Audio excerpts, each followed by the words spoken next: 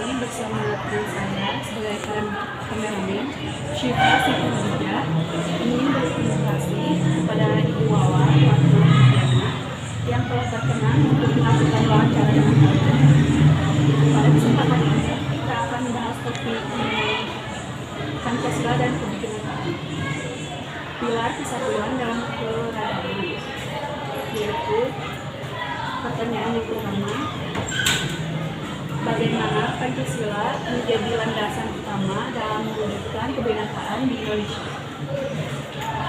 Seperti kita ketahui bahwa Pancasila itu adalah merupakan ideologi bangsa Indonesia yang tidak saja diakui oleh bangsa Indonesia sendiri tetapi oleh bangsa lain juga. Dalam kaitannya dengan kebinekaan, bahwa di dalam Pancasila itu Bhinneka Tunggal Ika itu ada sila persatuan Indonesia. Nah, jadi titik berat dari persatuan Indonesia itu adalah menjadikan landasan bahwa Bhinneka Tunggal Ika sebagai semboyan bangsa kita yang tertera di dalam lambang negara Garuda Pancasila sesuai dengan pasal 36A Undang-Undang Dasar Negara Republik Indonesia tahun 1945 itu adalah dijadikan landasan dan semboyan. Nah, kaitannya dengan Pancasila terutama dengan sila ketiga. Jadi persatuan Indonesia, sehingga keanekaragaman di bidang agama, budaya, kemudian juga ras, golongan, kelompok itu bisa tercakup di dalam sila persatuan Indonesia. Itulah yang menjadi landasan utama dalam melaksanakan semboyan Bhinneka Tunggal Ika. Pertanyaan selanjutnya, apa pesan yang terkandung dalam Pancasila yang mendukung prinsip keberagaman? Ya, pesan yang terkandung di dalam Pancasila yang mendukung prinsip keberagaman adalah bahwa di dalam kita lihat di dalam sila pertama saja, ketuhanan yang Maha Esa. Ini luas, di dalamnya terkandung beberapa agama. Artinya kan bermacam-macam, berbeda-beda. Sekarang ini ada 6 agama yang diakui resmi oleh negara kita. Kemudian ada beberapa kepercayaan terhadap Tuhan Yang Maha Esa. Ini kan mendukung kebinekaan, namun tetap kita bersatu. Nah, kemudian di dalam sila keempat, contohnya, ini kerakyatan. Kita sekarang keberagaman kita ini sangat-sangat beraneka ragam. Apalagi sekarang ini di dalam tahun 2024 ini adalah tahunnya demokrasi Indonesia, ya, di mana kita akan melaksanakan pemilihan umum, kita akan memilih pemimpin-pemimpin kita, wakil-wakil kita untuk mengelola negara ini, melaksanakan pemerintahan ini. Nah, ini ada perbedaan pendapat tentu saja di sini, tetapi kita tetap terikat dengan hikmah kebijaksanaan dalam permusyawaratan. Jadi kita musyawarahkan apa yang berbeda, tidak mencari perbedaan, tidak memperbesar perbedaan, tapi kita mencari titik temu. Itu titik temu untuk tetap kita bersatu di tengah-tengah perbedaan. Mengapa kebinekaan dianggap relevan dalam konteks pembangunan dan kemajuan bangsa? Iya, itu karena kita memang kenyataannya beraneka ragam. Kita suku bangsa saja punya 1128 suku. Budaya daerahnya itu akan lebih dari itu. Kemudian agama tadi lebih dari satu agama. Kita punya atau mendiami beribu-ribu pulau. Nah, sehingga Bhinneka Tunggal Ika itu sangat cocok untuk kita dalam membangun. Kenapa? Karena landasannya sama, dasar negaranya sama, Pancasila, semboyannya sama, Bhinneka Tunggal Ika. Sehingga dari perbedaan-perbedaan itu kita tetap satu. Gitu ya. Sekarang rasnya berbeda. Yang di Jawa rasnya sekian, yang di Papua rasnya sekian. Tapi dari Sabang sampai Merauke itu kita ada berapa ribu pulau, ada berapa ribu suku bangsa, ada berapa ribu budaya daerah, tapi kita tetap satu. Kenapa? Landasannya Pancasila. Pancasila itu adalah sebagai pemersatu bangsa. Selain bendera, lagu kebangsaan Indonesia Raya, semboyan Bhinneka Tunggal Ika, itu adalah alat-alat pemersatu bangsa kita di tengah-tengah keanekaragaman. Jadi mengapa cocok? Karena kenyataannya kita beraneka ragam. Itu. Tapi tetap kita bisa bersatu. Bagaimana Pancasila dapat menjadi pedoman masyarakat Indonesia dalam menghargai perbedaan? Ya, Pancasila tetap dijadikan pedoman dalam menghargai perbedaan. Kenapa demikian? Karena itu tadi, Pancasila itu sebagai salah satu alat pemersatu bangsa. Dari Sabang sampai Merauke, suku bangsanya boleh berbeda, agamanya boleh berbeda, golongannya dan kelompoknya boleh berbeda, akan tetapi kita tetap berpegang teguh terhadap Pancasila. Nah, dengan apa? Dengan mengimplementasikan nilai-nilai Pancasila dalam kehidupan sehari-hari, baik oleh masyarakat atau rakyat maupun oleh penyelenggara negara. Jadi Pancasila itu bukan hanya pegangan masyarakat, pegangan rakyat, tapi juga pegangan untuk penyelenggara negara, yaitu pemerintah. Sejauh mana implementasi kebinekaan dapat memperkuat persatuan dan kesatuan bangsa? Ya.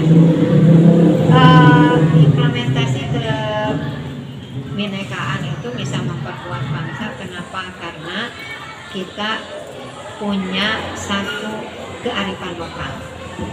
Kearifan lokal yaitu hampir di semua daerah yang merupakan kearifan lokal di daerah Indonesia, yaitu gotong royong. Gotong royong ini walaupun sudah agak terseok-seok dengan kemajuan teknologi, dengan globalisasi, itu gotong royong itu agak terseok-seok ya. Tetapi sampai saat ini kalau menurut saya, karena kita menghargai dan memanfaatkan kearifan lokal yang berupa gotong royong, maka kita masih tetap bisa dengan maksimal, dengan optimal paling tidak memanfaatkan kebinekaan ini untuk tetap bersatu. Jadi karena ada kearifan lokal berupa adat istiadat gotong royong. Apa peran Pancasila dalam menanggulangi potensi konflik yang timbul akibat perbedaan budaya, agama, dan suku? Ya, konflik itu sebenarnya bukan hal yang terjadi tiba-tiba. Konflik itu bisa terjadi karena semacam bom waktu. Ada akar permasalahan yang dari waktu ke waktu tidak ditangani. Nah, oleh karena itu, di dalam negara Pancasila, maka kita untuk mencegah konflik adalah kita harus mengantisipasi. Nah, mengantisipasi dari sebelumnya. Dilihat, diteliti apa akar penyebab dari konflik tersebut. Nah, sejauh mana peranan Pancasila dalam hal ini? Kita kembali lagi kepada masyarakat itu sendiri, negara itu sendiri, pemerintah itu sendiri. Pemerintah atau penyelenggara negara, para inohom, para penjabat, mampu gak memberikan contoh kepada masyarakat untuk mengimplementasikan nilai-nilai Pancasila? Nah, kalau masyarakat bersama-sama dengan pemerintah mampu mengimplementasikan nilai-nilai Pancasila dalam kehidupan, maka konflik sebesar apapun pasti bisa diselesaikan dengan mengimplementasikan nilai-nilai Pancasila dalam kehidupan sehari-hari. Itu karena di dalam nilai Pancasila, dalam perbedaan agama saja misalnya ada toleransi beragama. Gitu ya. Dalam sila kedua saja ada mengembangkan kasih sayang dengan sesama manusia, termasuk warga negara sesama warga negara. Dalam persatuan Indonesia apalagi ini kita harus mengembangkan pergaulan dengan siapapun, dengan suku bangsa apapun, dengan perbedaan budaya apapun. Kita harus mengembangkan itu sila ketiga. Sila keempat apalagi kita harus menghargai perbedaan pendapat. Kita harus bermusyawarah untuk menentukan keputusan yang menyangkut kepentingan bersama, apalagi itu ya. Dalam sila kelima ada tolong menolong, ada saling membantu, ada gotong royong ya tadi. Nah itu jelas bahwa peranan Pancasila itu sangat besar. Dengan catatan kita bersama-sama seluruh warga negara Indonesia mampu mengimplementasikan nilai-nilai Pancasila dalam kehidupan sehari-hari. Untuk pertanyaan terakhir, bagaimana pemahaman yang mendalam terhadap nilai-nilai Pancasila dapat memperkuat persatuan dan di tengah masyarakat yang beragam?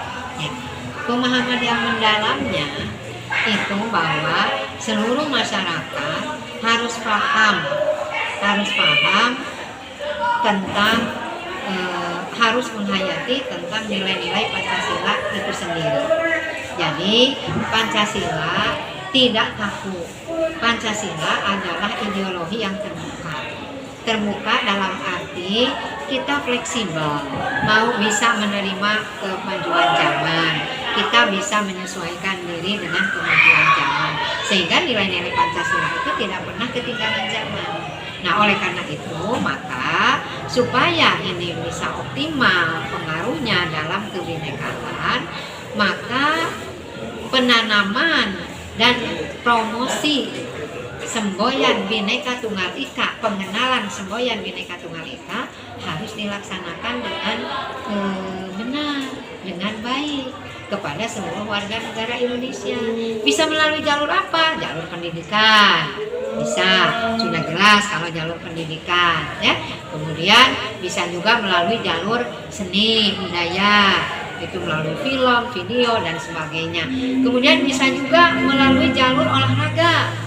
Nah, olahraga dengan memanfaatkan kearifan lokal kita, olahraga kan pon saja digilir. Nah, ini adalah salah satunya jalur untuk mempromosikan semboyan Bhinneka Tunggal Ika supaya Pancasila juga bisa diimplementasikan dalam kehidupan sehari-hari.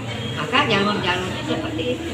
Jadi melalui jalur pendidikan, melalui jalur seni, pariwisata, melalui jalur olahraga. Ya, pariwisata saja kan sekarang itu ya ditanamkan. Kenapa? Kita harus tahu bahwa kenyataannya keberadaan bangsa kita itu berbeda-beda. Itu. Ketika kita ke Jogja saja kan ada berapa? Nah, itu pariwisatanya ditanamkan. Kita harus antri, kita harus mentaati aturan yang berlaku di sana. Nah, itu adalah promosi tentang Bhinneka Tunggal Ika. Demikian kita telah mempelajari pentingnya kebinekaan sebagai pilar persatuan dan bingkai Pancasila serta hubungannya dengan konsep persatuan dan kesatuan di Indonesia. Semoga pembahasan ini dapat memperkuat kesadaran akan nilai-nilai luhur Pancasila dan mendukung upaya membangun persatuan dalam keragaman. Terima kasih atas kesempatan yang diberikan dan semoga kita semua dapat terus mengamalkan nilai-nilai Pancasila dalam kehidupan sehari-hari. Sekian dan terima kasih. Kita bertemu kembali, kemudian saya bisa memberikan sedikit pendapat, sedikit masukan. Mudah-mudahan Anda sukses ya. Kemudian juga kita semua bisa melaksanakan atau mengimplementasikan nilai-nilai Pancasila dalam kehidupan sehari-hari di tengah-tengah kebinekaan negara dan bangsa kita.